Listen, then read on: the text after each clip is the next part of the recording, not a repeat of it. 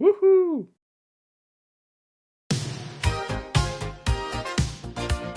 C'est lancé.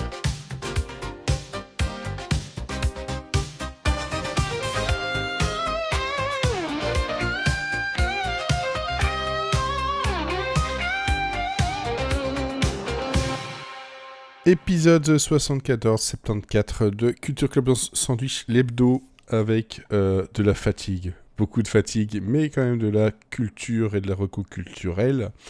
Avec Olivier pour m'accompagner Hello! cette fois-ci. Alors, oui, Et puis, vas-y. Et puis c'est tout. Et puis c'est tout. Et puis c'est, voilà, nous sommes deux pour... Tête à tête.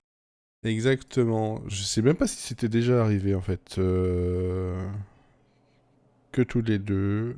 Avec Elodie, oui. C'est arrivé assez fréquemment. Tu fais des speed dating et à la fin de l'année, tu te dis avec qui tu vas sortir. C'est ça. C'est le bachelor. C'est le bachelor. Rosine Bachelor. Le bachelor. Voilà l'état de fatigue, il en est là.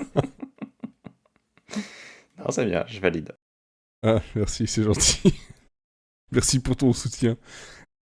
Bon, tout ça pour dire que ici, on aura quelques petits trucs, mais ça devrait pas être trop long non plus pour vous, mais bon, ça vous permettra de pouvoir regarder et découvrir des choses dont on va vous parler. Je vois qu'il y a donc du ciné, il y a de la musique, et j'ai l'impression que c'est du ciné, c'est beaucoup pour toi en fait, principalement. Il y a un livre aussi. Il y a un livre, ok, parce que comme c'est pas écrit, je sais pas, et je ne connais pas tout. Oh, c'est fou. Tu ne connais pas tout? Non. Ou tu connais pas tout? Le mec du Macumba. C'est ça, ouais, c'est Patou, le célèbre Patou, Papat pour les intimes. Voilà. En parlant de Macumba, bah moi ça me fait penser à un truc comme ça, directement on commence dans le vif du sujet. Le Macumba, danse, tout ça. Il y a, on parlait juste avant d'enregistrer, voilà, des démos qui tombent sur Steam, parce que moi ces derniers temps c'est du jeu vidéo, mais alors... Et il y a un jeu qui vient d'un studio français qui s'appelle Morbleu, le studio Morbleu. Donc déjà j'aime beaucoup leur nom. Et ils ont sorti la démo de leur futur titre qui est Heroic Musical Chairs. Et donc en gros c'est des chaises musicales mais avec des pouvoirs de sorciers. Et donc le but c'est de faire le tour, attendre que la musique s'arrête. Et quand la musique s'arrête on va s'asseoir sur les chaises. C'est aussi con que ça, mais ça marche. Sauf que du coup tu peux lancer des sorts aux autres. Tu peux les pousser, tu peux attraper des trucs un peu spéciaux pour pouvoir les lancer les sorts, crier dessus pour les faire tomber. Non, c'est des carapaces bleues. Non, il n'y a pas de carapace bleue, mais c'est un peu dans le même genre, tu vois. Et c'est du multi autant en local qu'en ligne. Bon, il n'y a pas de serveur, donc en gros, tu dois ramener tes copains, hein, c'est jusque 4. Et il y a 3 chaises, donc voilà. C'est le truc tout con, et je me suis dit d'ailleurs, comment ça se fait que personne d'autre n'y a pensé avant.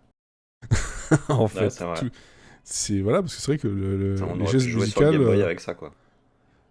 Limite, ouais, même sur Super NES, peu importe. Et c'est comment, c'est une vue de dessus ou c'est une vue C'est une vue du dessus, avec des petits bonhommes tout rigolos, de la musique qui est bien sympa, et dans le trailer qu'ils avaient sorti, il y avait des voix, on aurait dit un peu les voix des mignons, tu sais, de Moi Moche et Méchant. Je trouvais ça rigolo, et la vidéo était drôle, et pour l'avoir essayé, c'est très drôle et c'est très accessible. Pas forcément besoin d'être très bon pour pouvoir jouer, et ça c'est quand même cool. Ça s'apprend très vite, donc voilà. C'est Heroic Musical Chairs, ça fait partie de la très très longue liste de jeux que j'essaye, soit en version démo, soit en version finale. Et le dernier sur lequel je suis en train de travailler maintenant, parce que c'est du travail, faut pas croire. c'est pas que du fun. Non, c'est faux. C'est faux. Enfin, quoique, de temps en temps, pour faire le tri, ouais. Ça peut être un peu compliqué, mais ici, en fait, c'est un jeu de cartes où on a des monstres et un truc un peu de débat politique de monstres. Et là, moi, je m'éclate bien parce qu'on sort des cartes un peu dégueulasses où tu vas un peu inverser les votes un peu dynamiquement, et le tout est dessiné façon BD. C'est vraiment très très cool. Alors attends, hop, que je reprenne le truc, c'est Prime Monster. En plus ça c'est un jeu de mots anglais. Hein, le Prime Minster, eh ben là c'est le Prime Ah oui. Monster. C'est sorti il y a pas très longtemps, c'est sorti le 4 mai. Bon là je dois bien le dire, je vais être transparent, j'ai reçu la clé par, par les développeurs, sans le demander en plus. Pour une fois c'est cool, moi j'avais fait la démo. Et donc en fait oui c'est un truc où plus tu vas avancer, plus tu vas débloquer des cartes avec des spécificités, des attaques un peu spéciales. Et le but c'est de faire en sorte de balancer des coups de pute à l'autre pour pouvoir gagner des voix. Le design il est très BD, très, très cool. On voit que c'est un jeu anglais parce qu'il y a le côté anglo-saxon dans l'humour, un peu Monty Python. Et donc tu fais voter des lois absurdes, et t'essaies de rester à la tête de cette dystopie, quoi. Et c'est pas très cher, je crois que c'est 20 balles. C'est pas très très très cher non plus. Et il y a une démo si jamais vous n'êtes pas sûr de votre coup. Voilà, donc après, moi je pourrais faire ça pendant des heures et des heures, hein, parler de tous les jeux que je suis en train de faire. Hein, 007 First Light, hein, le James Bond qui est vachement cool, mais qui fout du temps. C'est C'est ça. toujours comme pour tout. Ouais, et Fate Keeper, que moi j'appelle Fail Keeper, parce qu'en fait, j'ai eu de beaux fails en live dessus. En gros, c'est un vue première personne, t'es un chevalier, et tu fonces dans des donjons, des couloirs. Hein. C'est assez basique, mais c'est super beau, et il y a beaucoup de trucs qui sont basés sur la physique. Et donc, il est arrivé que je sois sur des planches de bois, et je me dis, tiens, je vais donner un coup. Bah, j'ai tapé dans les planches de bois qui étaient en dessous de moi, je suis tombé dans un trou. Voilà, un beau fail en live. Je l'ai fait une fois, je l'ai pas fait deux. Mais c'est très cool parce qu'ils ont c'est assez rare. Toi, c'est un jeu en accès anticipé. Ils ont prévu 18 mois d'accès anticipé pour bien équilibrer tout le jeu avec tout le monde. Et je pense pas avoir vu ça vraiment, à part peut-être pour Minecraft à l'époque. Mais il est sorti à petit prix. Il est sorti à, je crois, c'est 7-8 euros. Donc franchement, pour un accès anticipé, c'est vraiment pas cher. Mais ils ont dit qu'au fur et à mesure des 18 mois et des grosses mises à jour, ils augmenteraient un tout petit peu le prix pour arriver au prix final à la fin. Prix final que l'on ne connaît pas. Ça tombe, ça sera 30 Oui, balles. donc ils peuvent augmenter, augmenter, augmenter. Mais je trouve que, en tout cas, comme façon de mettre en avant leur jeu, c'est pas mal parce que moi je l'avais dans ma liste d'envie depuis un moment parce que je l'avais trouvé vraiment très très beau et intriguant. Et puis c'est vrai que quand j'ai vu que c'était 8 euros, je fais bah 8 euros, je risque pas grand chose en fait. Puis bon, sur Steam, au bout de 2 heures, si ça te plaît pas, tu peux te faire rembourser si vraiment ça te va pas. Bah non, bah écoute, j'ai joué plus de 2 heures et je continue à jouer donc je me dis bah voilà, j'ai eu le jeu pour pas cher quoi. Donc, et je vois qu'il y a des gens autour de moi qui finissent aussi par foncer dessus. Et dernier point, comme ça, moi je termine un peu avec les quelques coups de cœur et quelques trucs que je suis en train de faire, parce que ma liste, ma liste d'envie, elle explose, elle est plus de 230, je crois. Jeux qui sont dedans, et dans les démos, les trucs installés, je crois que je suis une cinquantaine de démos à faire en ce moment. Il y a un jeu français fait par un couple qui avait déjà fait un jeu bien sympa qui s'appelle Minami Lane, où c'était juste une avenue japonaise, le tout dessiné de façon un peu Ghibli, où tu gérais en fait cette petite avenue, ces petits commerces, etc., pour faire en sorte que tout le monde soit content.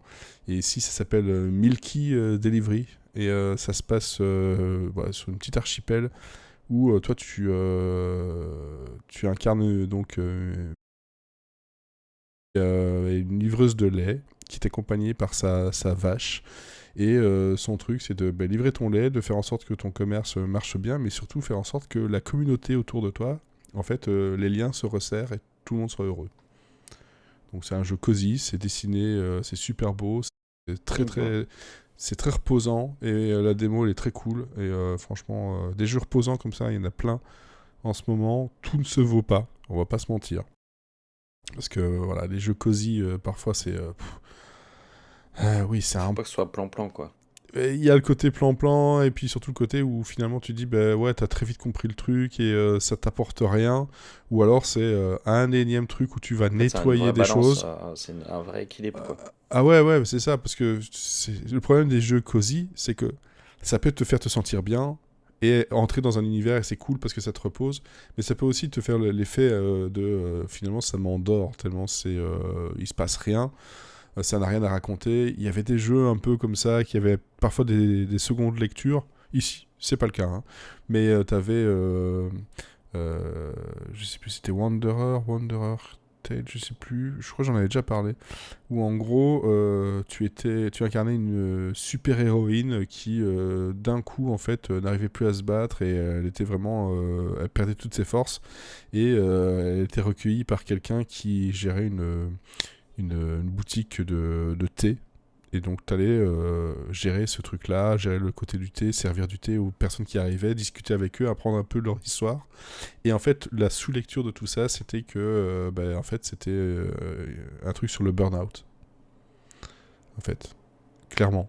Et j'ai trouvé ça très intelligemment fait.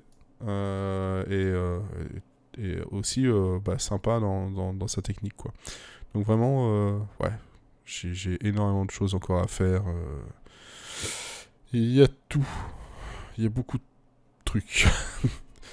Pour te dire à quel point c'est un écart, toi je vais te parler d'une petite fille qui livre son lait, et de l'autre côté j'ai un truc qui s'appelle My Cannibal Family, où en gros Qui tu bouffe as la un petite gars fille qui qui... livre le lait. Non, non plus trop, tu vas plutôt attendre qu'elle livre le lait pour la bouffer, mais en gros t'es un gars qui se réveille un jour au milieu des poubelles, et en fait tu te rends compte que tu t'es transformé en monstre, et ton instinct te dit que il faut que tu bouffes, et tout ce que tu trouves à faire c'est rameuter du monde avec toi pour t'aider à construire un parc d'attractions sur un bord de route. Et donc, la journée, tu vas créer et mettre en place tous ces trucs-là. Et la nuit, tu as les gens qui vont venir. Et le but, c'est d'être discret et de faire en sorte qu'ils tombent dans des pièges pour pouvoir après les bouffer. Mais le tout de façon cartoon. Donc, tu vois, c'est ce genre de grand écart-là. Ouais, c'est marrant. Mais c'est très drôle. C'est très drôle. Donner des idées aux gens.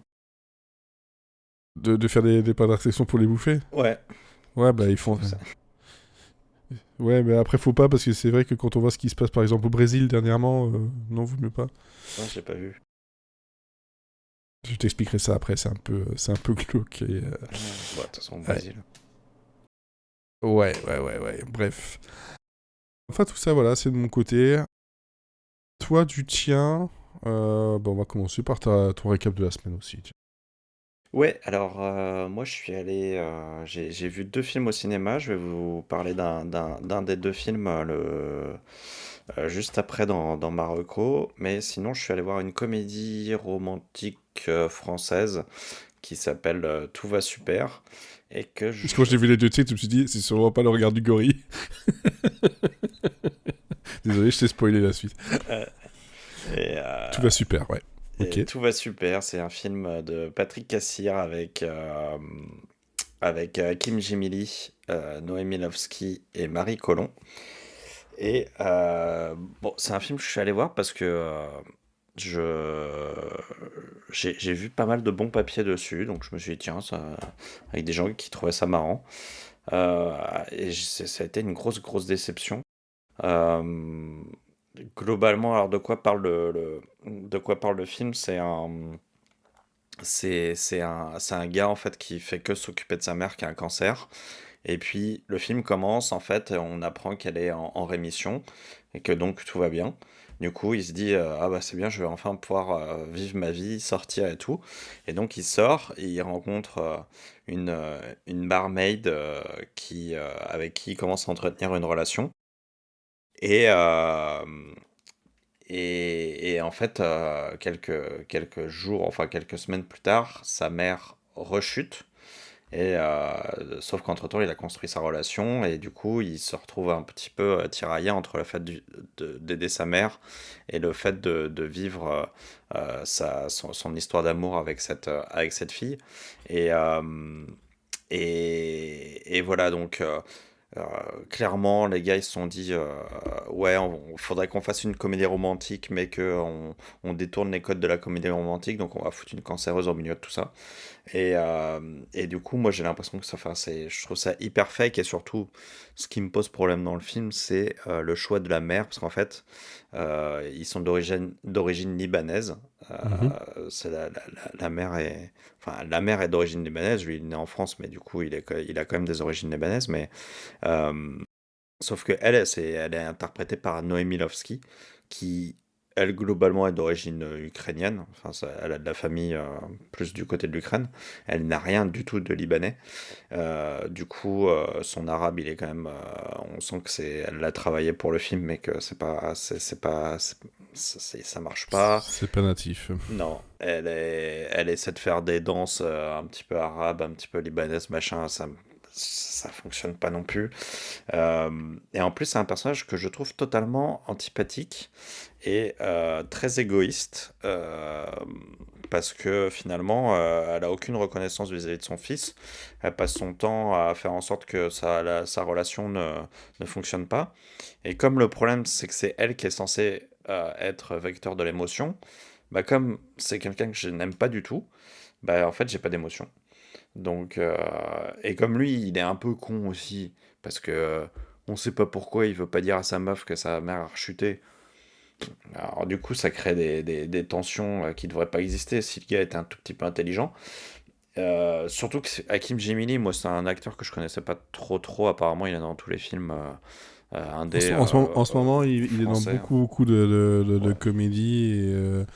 Et, ouais, il y avait L'amour, c'est surcoté, là, voilà, qui était c'est cool. ça. Moi, enfin, moi, c'est typiquement le genre d'acteur un peu neurasthénique qui m'emmerde. Je vois rien sur son visage. Il joue toujours de la même manière. Il fait tout au ralenti. Et, euh, et en fait, moi, ça m'énerve, ça me stresse. Donc, Je comprends. du coup, donc voilà. Franchement, c'est un film, je comprends pas trop la hype.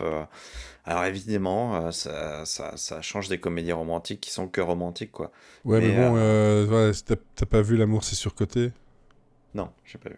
C'est aussi une comédie romantique qui prend à contre-pied, c'est avec Laura Contre-pied. Felpin. Parce que ça vient c'était réalisé par l'auteur du livre de base qui est donc Mourad Winter.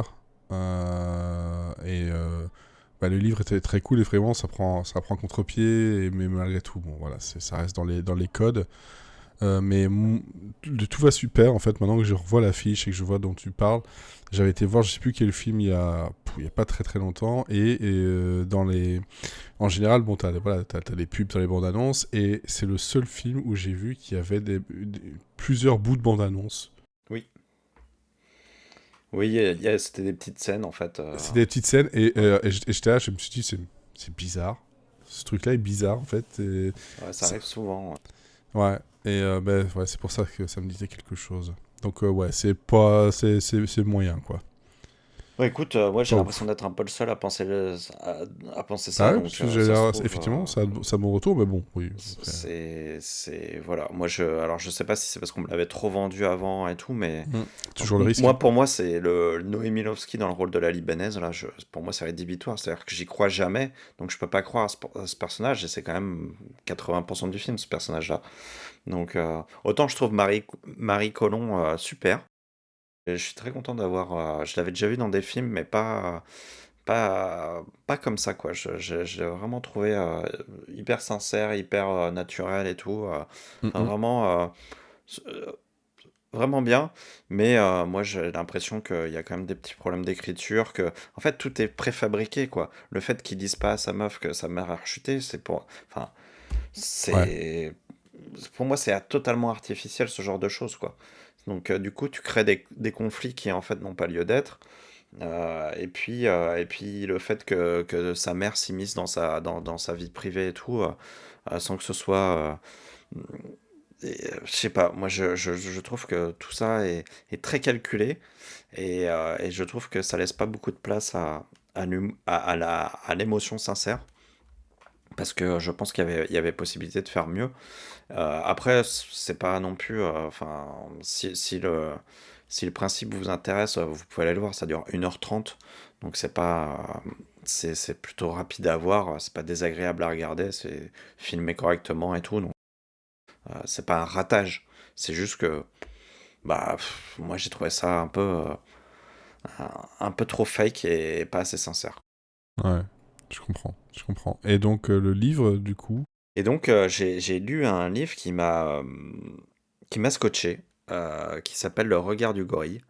Ça aurait pu être une reco, parce que, alors c'est un livre qui a été écrit par Eugène Rutagarama, pardon, j'ai écorché son nom, qui est un Rwandais.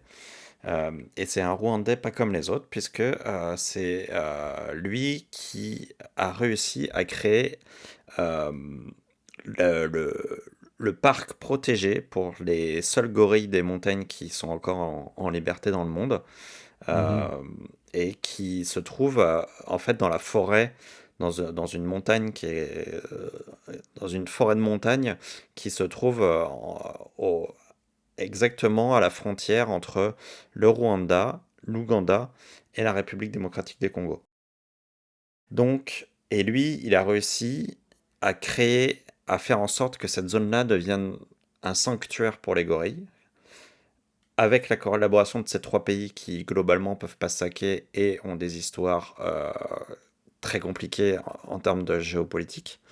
Euh, et donc déjà, rien que ça, c'est quand même une prouesse. Sauf que je m'attendais pas euh, à ce que j'ai pu lire en lisant tout le livre, c'est-à-dire qu'en fait, il revient sur sa vie entière, Mhm. et notamment en fait, il se trouve que il fait partie des Tutsis qui ont été massacrés par les Hutus, et donc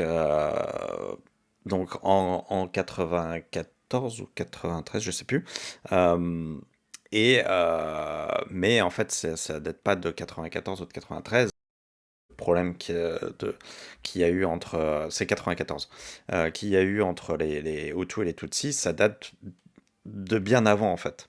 Et ça date même presque de la colonisation allemande à la fin du 19e siècle, parce que les Allemands ont ramené leur concept de race supérieure déjà à l'époque dans ce pays-là qu'ils ont colonisé en disant voilà, les Tutsis sont une race supérieure, les Hutus sont une race inférieure, les Tutsis vont pouvoir faire des études, pas les Hutus, et du coup, il y a une animosité qui s'est créée chez les Hutus qui a grandi au fur et à mesure des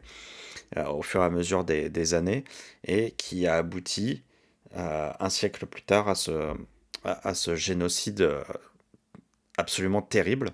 Et lui, il a perdu une partie de sa famille dans ce génocide, dont son père, sa mère. Donc, mais il a réussi à se réfugier. Et voilà, donc il raconte toute sa vie comme ça. Il a fait plusieurs exils en République démocratique du Congo, en Ouganda, au Zaïre. Et, euh, et en fait, il a trouvé une espèce de résilience là-dedans qui lui a permis en fait de surmonter tous les obstacles qui sont mis devant lui quand il a commencé à essayer de créer ce sanctuaire pour les gorilles. Et, euh, et en fait, ça rend son travail encore plus émouvant parce que, parce que c'est vraiment, cette force, il l'a vraiment puisée dans ce qu'il a vécu. Et il le raconte avec une simplicité et sans haine, sans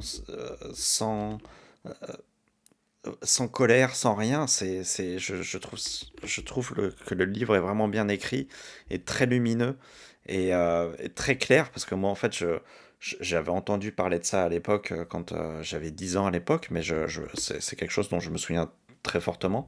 Et, Mhm.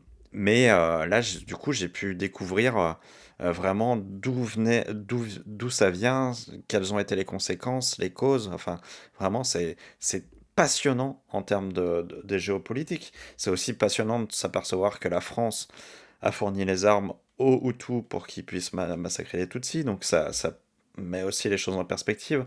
Ça montre toute l'influence qu'a eu l'Allemagne, la Belgique, l'Angleterre, la France sur cette zone-là. Ouais. Euh, et tout ça pour arriver au moment où il finit par rencontrer les gorilles et croiser le regard du gorille. Et c'est des moments qui sont absolument émouvants, bouleversants. Et c'est extrêmement bien décrit. Et moi, je suis bien placé. En janvier, je suis allé dans cette forêt pour aller rencontrer les gorilles. Et en fait, tout le parcours que j'ai pu faire, le fait qu'on soit en petit groupe, le fait que ce soit ordonné de manière à ce que on ne puisse pas déranger les gorilles et qu'on puisse faire que ce soit vraiment un tourisme éthique, tout ça, en fait, sans le savoir, c'était grâce à lui, quoi. Et en fait, de lire ça après, enfin, j'aurais lu ça avant, ça aurait été. J'étais très ému de voir les gorilles déjà. Mais si j'avais eu tout le background de l'histoire de ce parc naturel, je pense que ça aurait été encore plus fort. Mais malgré tout, c'était quand même très fort de lire tout ça et de me dire ah ouais, ce moment-là de ma vie, je l'ai vécu grâce à cet homme qui a une vie extraordinaire.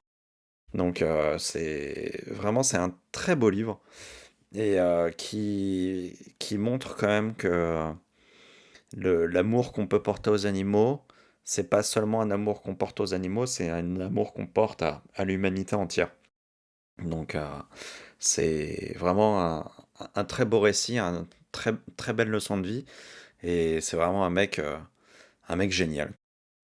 J'ai envie c'est vraiment le genre de gars qu'on a envie de rencontrer et avec qui on a envie de parler parce que il doit être, euh, il doit être plein d'histoires à raconter et voilà. Et il nous donne ce cadeau avec ce livre et c'est vraiment un très très beau livre. Ok, très bien. Donc le regard du gorille. Ouais, deux salles, deux ambiances dans ta semaine du coup. Ouais. C'est encore une troisième ambiance Ouais, troisième ambiance, je avec suppose. Marocco de tout à l'heure. Ouais, bah déjà rien que le nom, Ouais. voilà, je suppose que ça va pas être joyeux. Par contre, juste avant de passer sur ma reco, je viens de voir passer l'info, on en parlait la semaine dernière, mais donc Four Seasons aura bien une saison 3 sur Netflix. Wouhou! Voilà, ça vient d'être renouvelé. Et donc sans transition, je pars du côté de la musique. C'est pas un album récent, c'est un album qui date de mai 2025. Ça va encore, hein. J'ai déjà parlé d'albums qui étaient beaucoup plus vieux que ça. Et donc ça Puis il y a s'appelle... tellement d'albums qui sortent que de toute façon on peut pas. Ouais, voilà. Euh, il y a un peu beaucoup de choses. Il y a Bill LaBounty qui a sorti un nouvel album il y a pas très longtemps. Après je sais pas combien d'années sans rien. Mais donc là, l'album, c'est Texas Headhunters. Et on retrouve en fait sur cet album je vais pas dire un super groupe, mais c'est un super trio de 3 guitaristes du Texas. Dont Jesse Dayton, Ian Moore et Johnny Muller. Jesse Dayton, j'en avais déjà parlé pour voilà, ses albums, mais aussi il y a un moment, il nous avait fait l'honneur de nous laisser un morceau en tant que générique de Monsieur Seri. Sympa. Voilà, faut se rappeler. Ça a été pendant une bonne saison On dit merci notre au monsieur. générique. On dit, ouais, bah oui, on dit merci à Jesse Dayton. Et Jesse Dayton, en fait, c'est un excellent guitariste, un chanteur avec une voix bien typique qu'on reconnaît très fort. Et surtout, c'est un guitariste qui a travaillé sur des albums de Johnny Cash, Waylon Jennings, Willie Nelson. Juste pour en citer 2-3 comme ça. Tutor Jennings aussi, c'est du comment dire, c'est du blues rock, mais bien hard et bien roots, comme moi je les aime. Et Johnny Muller et Ian Moore, c'est un peu le même genre de parcours parce que ben voilà, Ian Moore il a joué avec les Rolling Stones et Bob Dylan, et on a Johnny Muller qui globalement a été encensé par Clifford Anton. Clifford Anton, c'est quand même quelqu'un qui a eu le nez creux sur pas mal de choses et qui a lancé des carrières comme Stevie Ray Vaughan, Earl King. Donc voilà, juste des petits noms. Ouais, ils se connaissent en guitare quoi. Ils s'y connaissent en guitare, ils s'y connaissent en chant, et donc Texas Headhunters, c'est voilà, c'est plusieurs morceaux comme ça, très très, très roots, très à l'ancienne, avec le côté bien badass où t'as juste envie d'aller sur une autoroute avec du soleil et juste partir en road trip avec ça en fond. Bon, je passerai pas de morceaux ici parce que sinon on risque d'avoir encore des problèmes avec les différentes plateformes. Mais si, voilà, si vraiment le côté roots du blues rock, en fait, vous aimez ça, vous pouvez pas passer à côté de cet album-là qui est C'est vraiment vraiment. je l'ai dans les oreilles là, mais c'est Ah, le blues rock le plus pur, le plus brut, exactement. quoi. C'est brut, ça respecte, on va dire, les règles du genre, mais ça marche extrêmement bien, sans jamais nous donner l'impression qu'on a déjà entendu les morceaux. On a des petits trucs, Oui, forcément, c'est le rythme, c'est les guitares, etc. du genre, mais malgré tout, on n'est pas sur « Ah oui, tiens, ça fait penser à ce morceau-là ». Non, il y a toujours un truc qui fait que c'est différent. de ce que je suis en train d'entendre, c'est très rythmé, c'est pas... Ah, il n'y a pas un seul morceau qui est lent. C'est vraiment le truc, c'est un truc qui avance tout droit et tu viens avec. Soit tu prends le train en marche. Je parlais de voiture, mais finalement, ça marche très bien aussi. L'image du train qui va vers le soleil, là, c'est pareil. Tu montes dans le train et tu vas jusqu'au bout. Et c'est un album qui s'écoute d'une traite, sans problème, en boucle. Ouais, ça fait beaucoup, beaucoup de bien. Ouais, Ouais, ça, c'est moi, marrant parce que c'est vraiment très traditionnel comme blues rock et en même temps, il y a un truc un peu moderne, je trouve, dans le rythme, dans la manière de chanter le truc. ça, c'est vraiment le hard way blues et globalement, c'est vraiment ça, c'est les trois univers qui sont très très en commun et finalement qui vont se nourrir tous les trois avec des voix différentes. Jesse Dayton a vraiment une voix un peu cassée comme ça, rauque. Il a fait des trucs avec merde. Euh, la BO de le film de Rob Zombie. Merde, je sais plus. Oh là là, j'ai un trou de mémoire. Enfin bref, il a bossé avec lui sur pas mal de films de Rob Zombie. Des films un peu trash comme ça. Et ouais, c'est vraiment le genre que j'aime Ouais, il y a le beaucoup. côté John Carpenter, quoi. Exactement, exactement. Et moi, dans le même genre, dans la même famille, j'avais déjà aussi parlé de Samantha Fish. Si vous aimez ce genre de musique-là, mais avec une femme absolument badass, faut y aller. D'autant plus que si je me trompe pas, Samantha Fish, là, ici, elle tourne pour l'instant en Europe.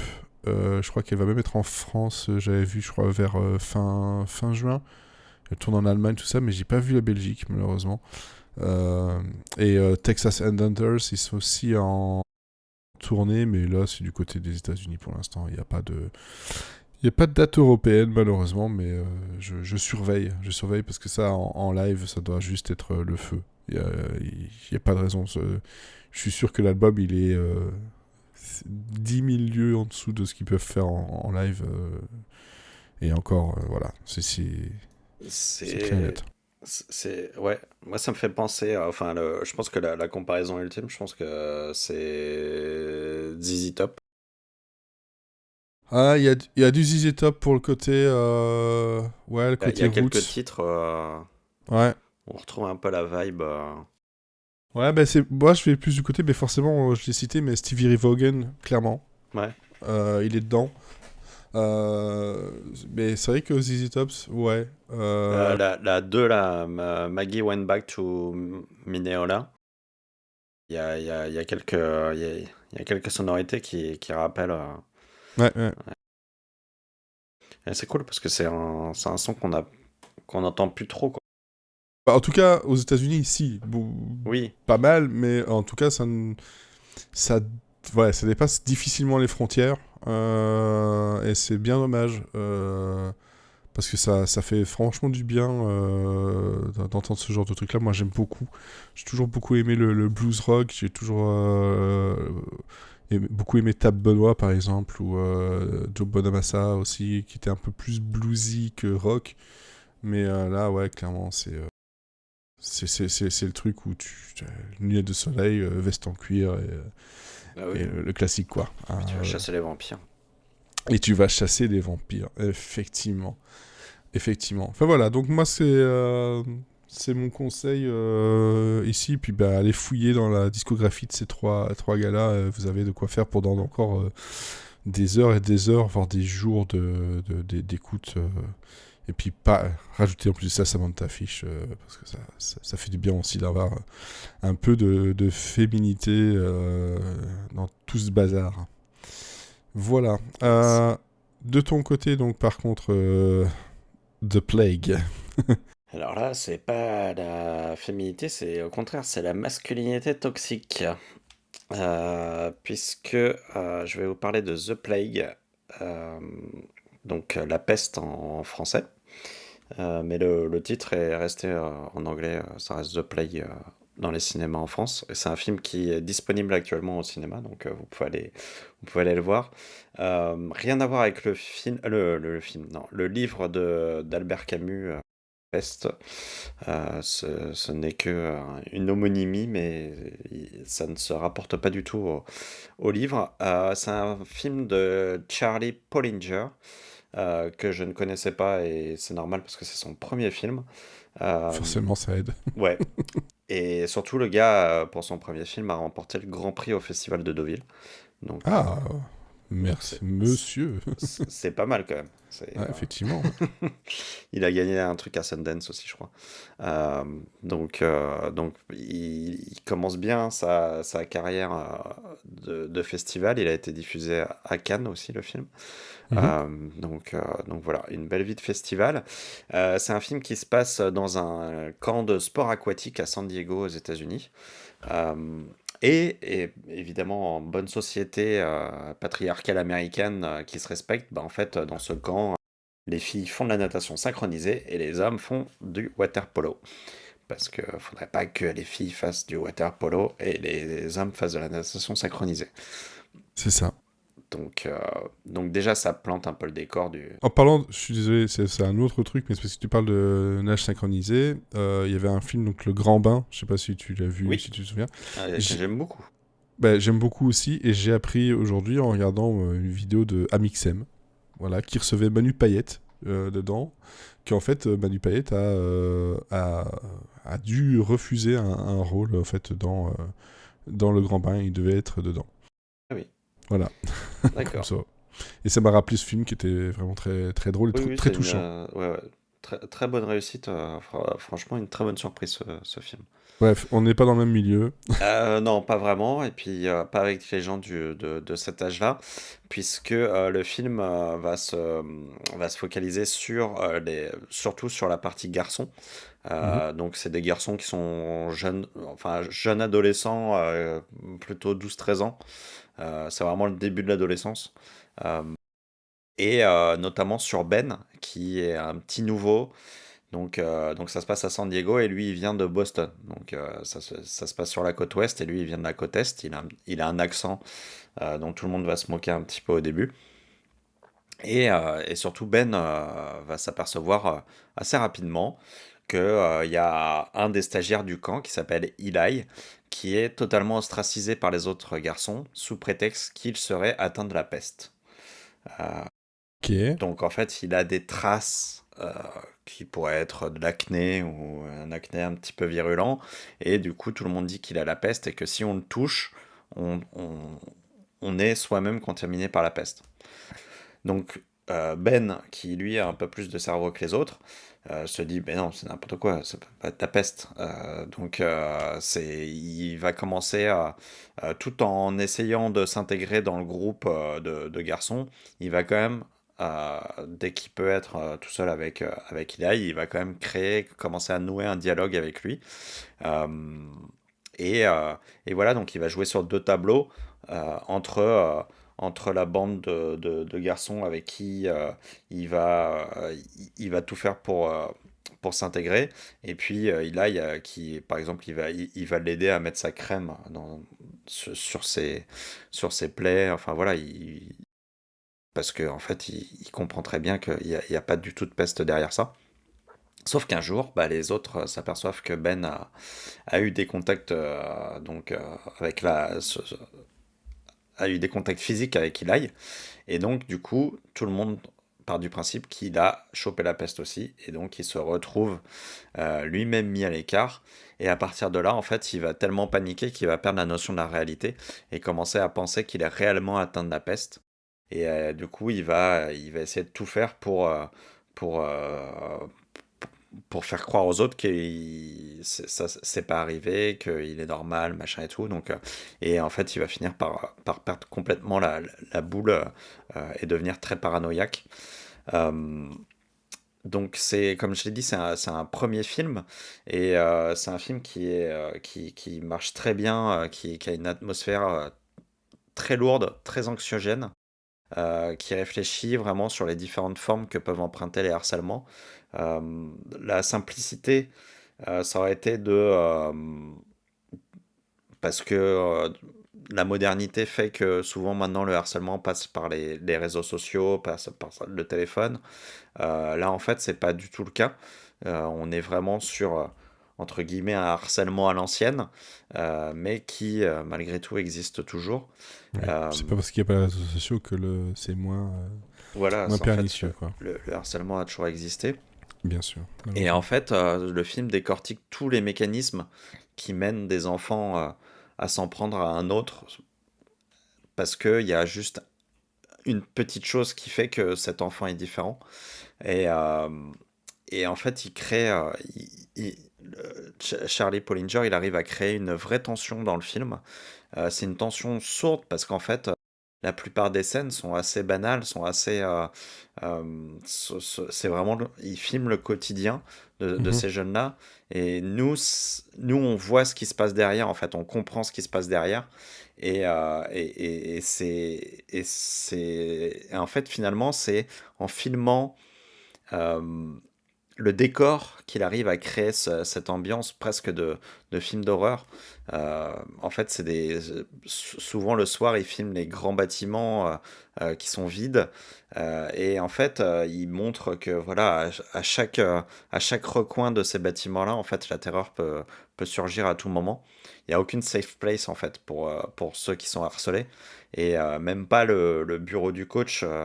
Le coach, il est interprété par Joel Edgerton, pardon, et qui lui-même a vécu cette situation quand il était petit, qui est un coach qui est très compréhensif, qui est très acteur dans le fait d'essayer de résoudre le problème. Donc c'est pas du tout quelqu'un qui va mettre le problème de côté. C'est pas voilà, c'est vraiment quelqu'un de bien. Sauf que malheureusement, il est totalement impuissant face à la sournoiserie des adolescents. Et il faut dire que les ados qui ont été castés, ils ont été très très très très bien castés. C'est que des gens dont c'est le premier film. Et il y en a qui sont vraiment diaboliques, quoi. Et c'est marrant parce qu'en fait, par exemple, dans le camp des harceleurs, un peu celui qui mène le harcèlement, le chef de la bande, il est très loin des clichés habituels qu'on a dans les films et les séries US, où souvent c'est le mec un peu costaud, qui est le mal alpha, voilà, qui fait tout, qui harcèle les autres. Là, en fait, c'est un petit gars qui a une bonne bouille, qui est mignon, qui est pas hyper musclé, hyper costaud et tout, mais par contre, il est sournois. C'est un mec qui s'immisce dans la tête des gens et qui arrive à les faire douter, qui arrive aussi à faire en sorte que les autres qui sont plus costauds que lui, bah, le respectent. Et il est interprété par un acteur qui s'appelle Caio Martin. Et en fait, il a un physique qui fait que dans n'importe quel autre film, il aurait été le jeune garçon pour qui on a de l'empathie et tout. Et là, en Mhm. fait, il se retrouve dans le camp des harceleurs, en fait. Et il est assez fascinant comme acteur parce qu'il est vraiment capable de se métamorphoser et de passer vraiment du mode ange au mode démon. Et vraiment en une fraction de seconde et de revenir au mode ange quand les adultes sont là. Et vraiment, c'est un acteur qui est assez saisissant, assez flippant. Et en fait, il incarne vraiment le piège parfait, en fait, pour, Ouais, ça, on le parce qu'en soupçonne pas, quoi. bah, c'est ça. En fait, les acteurs, les adultes, ils peuvent pas voir ce qui se passe parce que on peut pas soupçonner ce qui fait, quoi. Hmm. Donc, et je trouve qu'il est vraiment, vraiment bien interprété. Le personnage principal, donc Ben, lui, il est vraiment, l'acteur qui le joue, il est vraiment super. Il a beaucoup d'ambiguïté. En fait, Ben, c'est un garçon qui sait pas trop comment se positionner, qui est très influençable, donc il a vraiment envie de faire partie de la bande, mais en même temps, il a quand même, il réfléchit, il voit bien que bah, cette histoire de peste n'a pas de sens. Donc en fait, il ne cautionne pas ce qui est fait par la bande. Et là où l'acteur qui l'interprète est vraiment très fort, c'est que ce tiraillement perpétuel et ensuite la panique qui se construit petit à petit, où il comprend qu'il est pris au piège, ça, il va là, il va là, tout ça, ça se voit sur son visage, quoi. C'est un truc qu'il arrive à, il est très expressif, il arrive à le faire comprendre sans en faire trop, et en fait, il y a beaucoup de choses qui sont dites à travers ses attitudes qu'on n'a pas besoin de dire dans le récit, et du coup, en fait, ça fluidifie un maximum le récit, et ça crée une nouvelle tension, parce qu'en fait, nous, on est vraiment happé par son jeu et par sa panique qui est vraiment se construit petit à petit Mhm. et qu'on ressent en nous. C'est un film qui est quand même très charnel, qui est très organique. Euh, et d'ailleurs, il y a même un moment donné où ça devient presque du body horror parce qu'en fait, euh, il y a toute la phase de panique, ça devient du body horror parce qu'en fait, lui, il s'invente une maladie qu'il n'a pas. Et Ok. alors que la première partie du film, c'est plus un thriller psychologique, c'est plus une sorte de parcours initiatique un peu stressant, mais relativement rationnel. Et en Mhm. fait, le film, à un moment donné, il bascule dans quelque chose qui est, qui est de l'ordre de la folie. Et, et, et en fait, où Ben n'arrive plus à déconnecter, à prendre du recul et à se dire non, ça c'est faux, ça c'est vrai, ça, il mélange tout et en fait, il finit par complètement s'embrouiller, quoi. Donc voilà, Charlie Bollinger, il joue avec les styles, avec les lieux, avec les acteurs, avec la lumière, c'est extrêmement bien filmé. Euh, il y a notamment des plans aquatiques qui sont assez fascinants au ralenti. Il y a un plan des nageuses synchronisées où en fait il a retourné l'image. Donc en fait, donc c'est un plan sous l'eau où Mhm. on voit, sauf qu'il a retourné l'image et du coup on a l'impression qu'elle vole. Et Ah ouais, d'accord. c'est très étrange et en fait du coup chaque truc qui pourrait être très banal, il arrive à le filmer pour que ça devienne euh, angoissant, stressant et que voilà la violence psychologique puisse venir de n'importe où, quoi. Et je trouve que c'est vraiment très fort d'avoir pour un premier film d'avoir réussi à gérer ce rythme, instaurer une telle ambiance, une telle force, d'avoir réussi à diriger tous ces gamins parce que c'est que des gamins de 12 ans, quoi. C'est quand même très compliqué de faire un premier film avec que des enfants quasiment. Ouais, c'est clair. Et C'est en assez fait, casse-gueule, quoi. ouais, carrément, parce que faut réussir à les diriger et, euh, et à leur faire comprendre ce qu'ils jouent, c'est ce qui est quand même très Ah, compliqué. Et en fait, du coup, ça donne un film qui est très sinueux, qui est pas spectaculaire, mais qui s'immisce en fait dans notre tête et qui finit par être vraiment assez fascinant à regarder, je trouve. En plus, c'est un film qui a vraiment la politesse d'être court, puisqu'il dure 1h35. Donc, euh, donc voilà, il arrive à ça, c'est un créer. argument absolument vendeur. Ben ouais, parce qu'en fait, il arrive à créer de la psychologie de personnages assez forte, donc très rapidement, pour que le film n'ait pas à durer 2h35, quoi. Donc, moi, je trouve ça dingue de pouvoir rentrer Ouais, c'est à clair. ce point-là dans la tête de ces enfants en si peu de temps et en n'ayant pas l'impression que le film rush dans tous les sens, quoi. Donc, ça veut dire qu'il y a une maîtrise du rythme, une maîtrise de sa temporalité qui est quand même hyper, hyper forte pour quelqu'un qui réalise là son premier film. Il avait fait des courts-métrages avant, mais c'est pas la même chose de gérer une telle durée. Donc voilà, moi c'est un film qui m'a vraiment intrigué. Je l'ai vu il y a une petite semaine et j'ai encore pas mal d'images qui me restent en tête. D'accord. Et je trouve que c'est un film qui est passé un peu inaperçu en Bah dehors oui. des festivals. Et alors que j'ai l'impression qu'il mérite mieux que ça, quoi. Ouais. Ouais, bah il y a beaucoup de films comme ça qui sont un peu cachés par rapport à toutes les sorties de Ouais, plus et gros puis, blockbusters, quoi. ouais, et puis même dans le monde du cinéma indépendant américain, on a C'est déjà aussi tendance. pas mal bouché, hein. Ouais, et puis on a tendance à avoir toujours les mêmes films indépendants. Enfin, moi, j'en peux plus du style indépendant. Lui, il nous fait vraiment il nous fait pas un film indépendant, quoi. C'est-à-dire que c'est vraiment un film qui a son style à lui. Il imprime, il fait pas un copier-coller de ce qui se fait à Sundance d'habitude. Voilà, son style se met vraiment au service de son récit. Et ça, c'est quand même très appréciable et ça lui donne vraiment une identité propre. Et je pense que, honnêtement, je pense que c'est un réalisateur, c'est un nom qu'on va réentendre. Ouais, Ouais, qu'il faut surveiller, quoi. ouais. J'en suis sûr. Qu'il fasse dans le thriller psychologique ou dans l'horreur, je sais pas vers quoi il va s'orienter après, mais Mais il en va tout faire une comédie, tu n'auras rien vu ouais, venir. bah, ce serait parfait. Ce serait vendu pour moi. Bah oui. Ok, très bien. Donc ça c'est The Plague, donc encore au cinéma actuellement, Yes.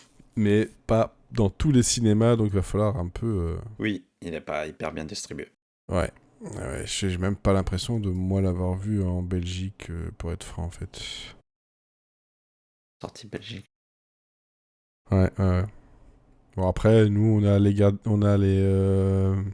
comment ça s'appelle encore la Master of the Universe en Belgique, vous l'avez pas en France, donc on Oui, peut pas tout avoir non on peut pas plus. tout avoir. Chacun Voilà. son. C'est pas cha- du tout la cha- même chose, hein, bon, après. Ok, ok, Mais bah j'ai très très envie bien. de voir Masters of the Universe quand même. Ouais, bah je pense qu'il va arriver sur Prime parce que ils essaient de se le garder pour pas avoir la chronologie des médias. Et oui, Je mais pense que c'est clairement pour ça. bah, en tout cas, en parlant de ça, la série animée sur Netflix est très très. Bon, bah voilà, en plus. Je, En je vous la plus. recommande vraiment. Ça a été, je l'avais regardé juste pour le fun, pour me dire tiens c'est marrant. Et en fait Ouais. j'ai trouvé ça vraiment bien. Finalement, c'était pas juste fun, c'était bien. Ouais ouais, vraiment super moment. Enfin, j'ai été étonné. Je sais pas si l'animé de notre époque était comme ça, était aussi bien, mais Je pense qu'il vaut mieux pas trop tenter le diable à ouais, aller voir, c'est ce que je hein. me suis dit. Mais Parce qu'on risque d'être un peu déçu. ouais ouais. Parce que le nombre d'animés qu'on s'est dit, tiens, c'était cool, machin, je vais revoir. Puis finalement, tu dis, eh ben non. Goldorak, si tu nous entends. Et hop là, Goldrake qui se prend une balle pour rien. Et j'adore. Gratuit. Enfin, Goldorak, c'est mon robot. Bref, Ouais, mais j'ai essayé de revoir la série il y a pas longtemps. Ouais, c'est chaud. c'est compliqué quand même, hein. Tous les épisodes se ressemblent, quoi. Il y en a pas un seul Qui qui, qui, sort, ouais. qui Ouais, sort du lot, quoi. Enfin, c'est. ouais, ouais, ouais. Effectivement. Bon, voilà, sur ces bonnes paroles, on va clore cet épisode avec donc de la musique du cinéma et bon, moi j'ai cité pas mal de petites démos, etc. Et aussi de la lecture. Donc il y avait Texas Headhunters pour de la musique, pour si vous aimez le blues. Tout va super. Bon, à vous de voir si effectivement ça passe chez vous, mais en tout cas chez toi, c'est pas vraiment totalement passé. Ça ne laissera pas un souvenir Non. mémorable, contrairement au livre Le regard du gorille et à The Plague, donc, que tu as vu au cinéma. Voilà. Donc bah, c'était un épisode qui se termine sur de bonnes choses. Et puis on vous souhaite aussi une bonne semaine, une bonne écoute, de bonnes choses culturelles et surtout, Bon Jovi. bonne Jovi, bien entendu. Il se fait attendre. Et il est long à la détente, bonne.